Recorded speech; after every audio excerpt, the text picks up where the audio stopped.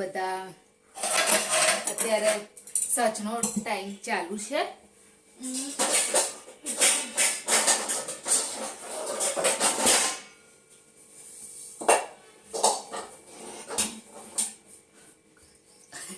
કઢાઈ કાઢતી હતી. સાંજથી વ્લોગ સ્ટાર્ટ કર્યો છે કેમ કે સવારે આજે મારે થોડું લેટ થઈ ગયું હતું તો હું સ્ટાર્ટ ના કરી શકી વ્લોગ. અને કેમ છો તમે બધા? અત્યારે મમ્મીએ છે ને ખાવાનું બનાવી દીધું છે અને હું બનાવી રહી છું શીરો સોજીના લોટનો. સોજીના લોટનો સોજીનો શીરો. તો એટલો સોજી લીધો છે અને ઘી એડ કરી દીધું છે. પણ આમાં છે ને મને સોજીનો શીરો તો બહુ ભાવે, પણ એમાં પ્રોબ્લેમ શું છે ખબર? એને સોજી થતાં બહુ વાર લાગે. ધીરા ગેસ પર ધીરે ધીરે થવા દેવો પડે ને એટલે પછી કંટાળો આવે. બાકી ભાવે તો ખરો, સોજી બહુ ભાવે. મમ્મી આગળ દીવા કરે છે અને ટાઈમ થવાયો છે તો મેં કીધું કે ચાલો સ્ટાર્ટ કરી દો બનાવવાનું. અને અત્યારે ચાલે છે નવરાત્રિ, તો નવરાત્રિને પપ્પાને ઉપવાસ કરે છે પપ્પા ઘરમાંથી, અને બીજું કોઈ નહીં કરતું. અમે લોકો કોઈ નહીં કરતા કેમ કે મારાથી તો નહીં થઈ શકતું, મારાથી ઉપવાસને એવું નહીં થઈ શકતું એટલે હું નહીં કરતી. એટલે મેં કીધું કે ચાલ સોજી બનાવું. કાલે શું બનાવ્યું? હા, કાલે શ્રીખંડ પૂરી બનાવેલી. એટલે અત્યારે હું ધીરે ધીરે બોલું છું, મમ્મી બોલવા કરે છે ને એટલે. તો કાલે શ્રીખંડ પૂરી બનાવેલું ને તો આજે સોજી બનાવું છું. હવે કાલે જોઈએ હવે કાલે શું બનાવીએ. પહેલાં આજનું કંઈક ને કંઈક ખાવા માટે બનાવતું રહીશ 9 દિવસ નવરાત્રિના. છે ને હવે કશું બી બનાવવાનું હોય તો એક બી બહુ જ લાગે ગરમી. એક તો જો મતલબ જે બનાવીને છોડી દેવાનું હોય ને એમાં વાંધો ના આવે, પણ કન્ટિન્યુઅસલી જેમાં બનાવવાનું હોય ને ગરમી હાલત ખરાબ થઈ જાય. ધીરો ગેસ રાખ્યો છે એટલે થોડી વારે હું બહાર આવી જઈ શકું. અને છે ને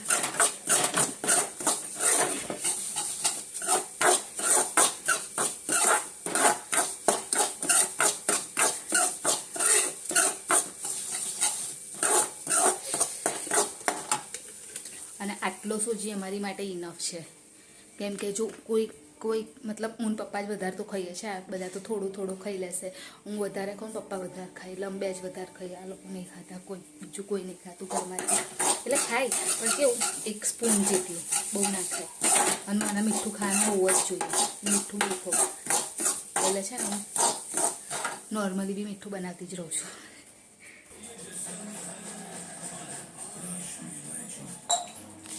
મમ્મી શું ખાવ છો? શું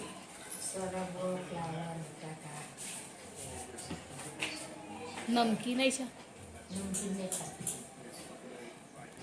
શીરો છે, સેવ છે, શું બનાવ્યું? ફ્લાવરનું શાક, શ્રીખંડ. હું ખાઈને બેસી, મમ્મી હજુ ખાય છે અને મેચ ચાલી રહી છે.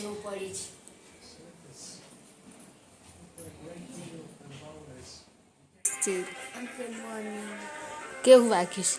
હર્ષિલ નહીં આગળ કાલે વાગ્યું બતાવી તો સહેજ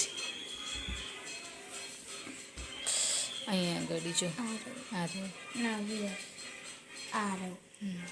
એટલે દેખાશે નહીં પણ આમ પેલું લીલું થઈ ગયું નહીં? કઠણ ચા આપી દઉં તને? ખાલી ચા? તો ચા તો મેં બનાવી દીધી છે. અને હર્ષિલને થોડુંક છે ને પેલું વાગ્યું ને એના કારણે થોડુંક તાવ જેવું છે. મેં કીધું એને દવાખાને મોકલું, એમ કે પરમ દિવસથી એને એક્ઝામ સ્ટાર્ટ થઈ જાય છે એટલે એનું પહેલાં ઈલાજ કરાવવું જરૂરી છે. અને મમ્મી કઈ છે?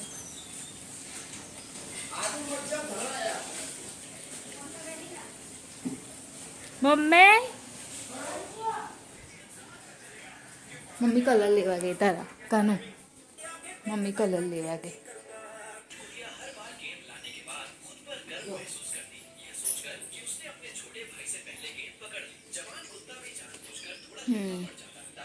ચાલશે. છે ને કેટલા મોટા મોટા છે જો. લે બસ કલર છે ને જો એ તો પછડાય છે એ તો પછડાય ને એટલે પછી હવે કરીશ ને એટલે થઈ જશે. આ તો પણ આ પછી ખોલાય કેમ આ નહીં નીકળતા જોજે. સાપનું નહીં આનું સેપનર નહીં તો અને તૂટી જશે કરું તો પણ એનું સેપનર આપેલું આપીશ ને તને પ્લીઝ. હા ના છોડાય હું આલું બીજું તને. હા શોધું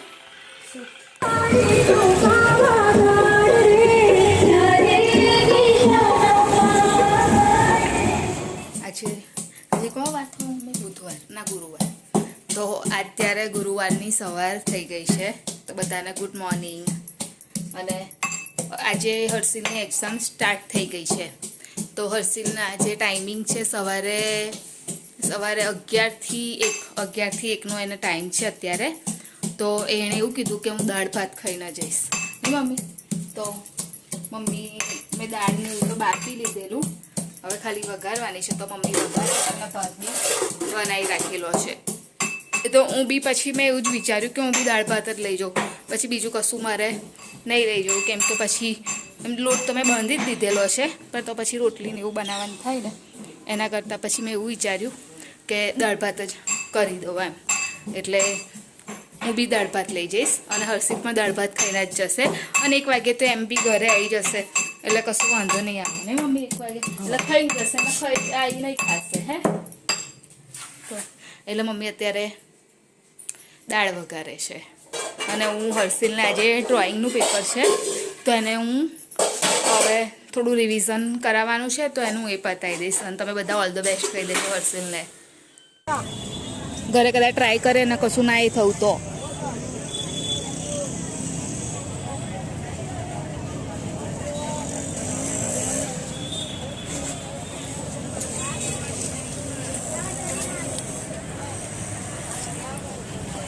એ તો કાપડ જ નહીં સારી લાગતી એકદમ લૂઝ જેવું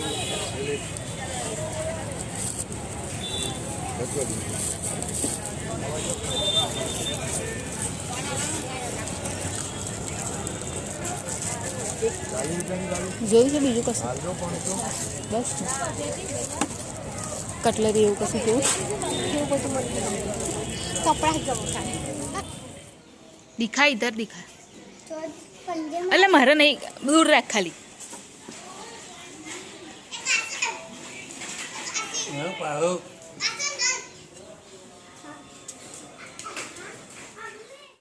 કેવું કહું પેપર બેટા? મને સારું કહું આ તો ડ્રોઈંગનું હતું એટલે એને સારું જ જાય નહીં.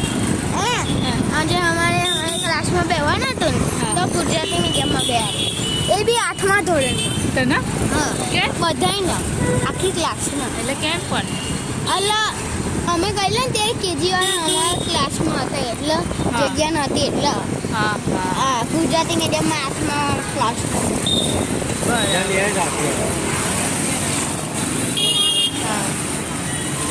આવું છે તને કાનું કઈ અહીં દુકાને હાલે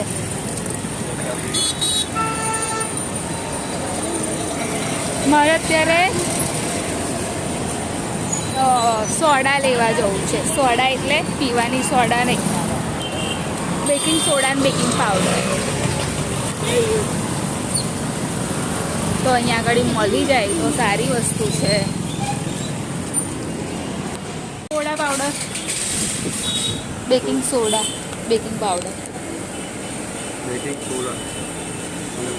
હા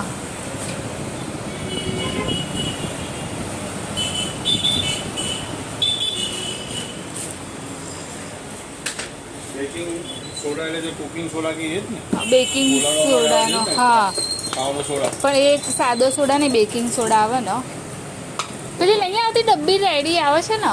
ના ડબ્બીઓ ને પેલું કહેવાય ને ટાટાનો ના એ પેકેટ, નહીં એ નહીં. એ તો પાપડી માટે. 5 કિલો આપો. આ શું છે? આ તમારે 50 ગ્રામ 15 રૂપિયા. એવું નહીં પણ આ છે શું? Baking powder. પપ્પા બેકિંગ સોડા છે? ના સોડા નથી. તને શું ખાસ તું? અને તમે લોકો શું ખાવ છો? મેગી ખાવ છો?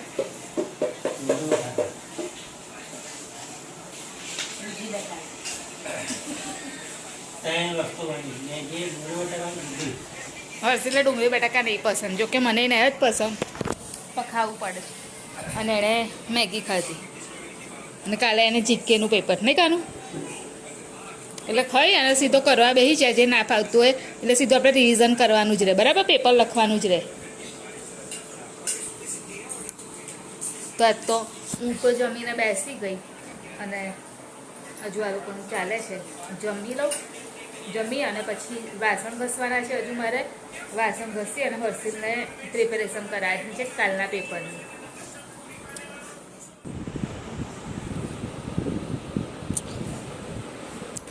તો હર્ષિલનું રિવિઝન ચાલી રહ્યું છે અહીંયા આગળ અને હું પણ બસ એની સાથે જ બેસીશું અને જેવી એને ના આવડે એ શીખવાડી દઈશ. તો સાથે સાથે વિડીયોની એન્ડિંગ પર લઈ લઉં. ખાસા દિવસ થઈ ગયા, વ્લોગ બી નહીં મૂક્યો કેમ કે ટાઈમ જ નહીં મળતો હતો. એવું ના જોયું, તું તારું કામ કર. તો વિડીયોની એન્ડિંગ લઈ લઉં. તો અમારી ચેનલ લાઈક કરજો, શેર કરજો, સબસ્ક્રાઈબ કરજો, કોમેન્ટ જરૂર કરજો. બાય, જય મહારાજ, ગુડ નાઇટ. કાલે ફરીથી મળીશું.